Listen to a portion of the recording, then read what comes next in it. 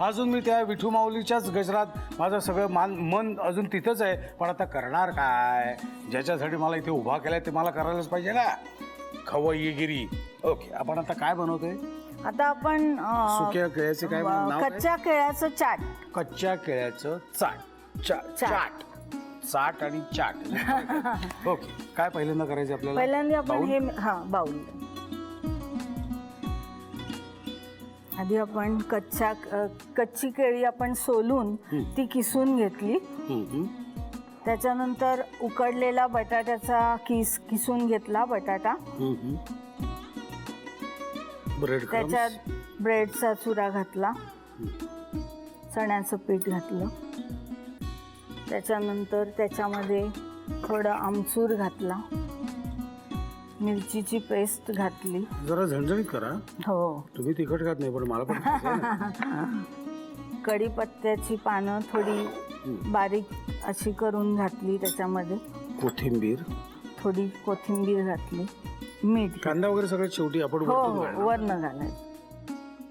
आता हे सगळं आपल्याला मिक्स करायचं. हे मिक्स करायचं. ह्याच्यात पाणी अजिबात लागणार नाही, कारण त्यालाच शिजलेला बटाटा आहे, त्याचंच पाणी सुटतं, त्याच्यातच भिजवायचं. हे आपलं तयार झालंय का? गोळा तयार आता काय करायचं? आता ह्याच्या आपण टिक्की बनवायचा. बर, आपल्याला ह्या फ्राय पण करायच्या का? हो, 3 बस झाल्या.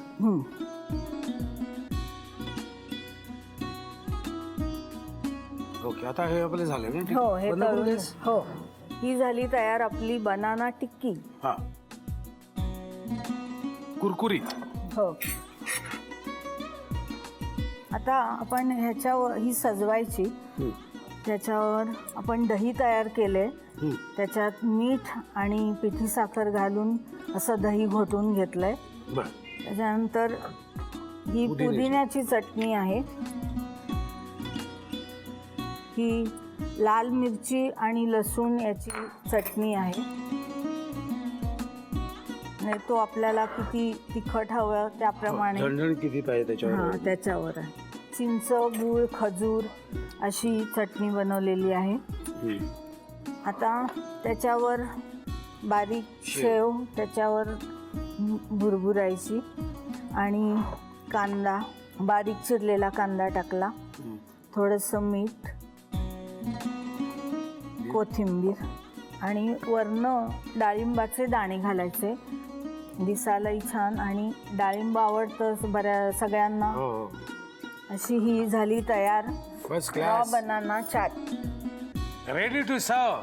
तुम्ही लिहून घ्या साहित्य आणि कृती. मी तिथे जायच्या आधी इथे आधी खाऊन बघतो. काय आहे, युद्धभूमीवर जायच्या आधी सगळी तयारी पाहिजे आपली.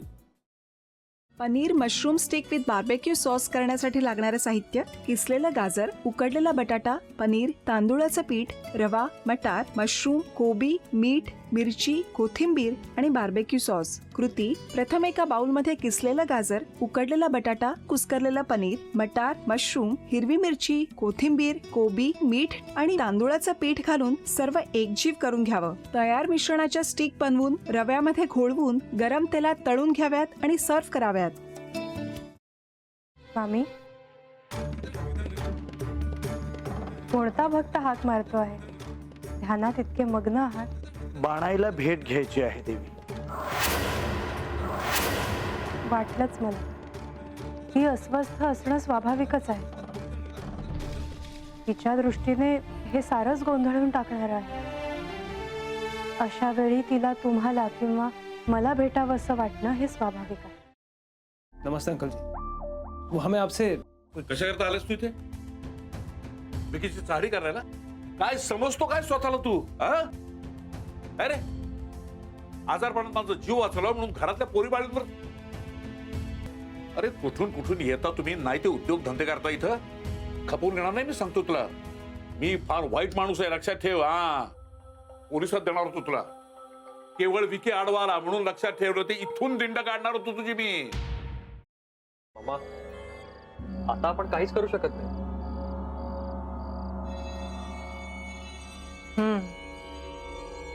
पण आर्चिस, हे असं कसं शक्य आहे? आपण तर सगळे आवाज रेकॉर्ड केले होते ना. राईट? हो. मग हे असे कोणते आवाज रेकॉर्ड झाले जे आपल्याला ऐकूच आले नाहीत? I mean, how can it be possible?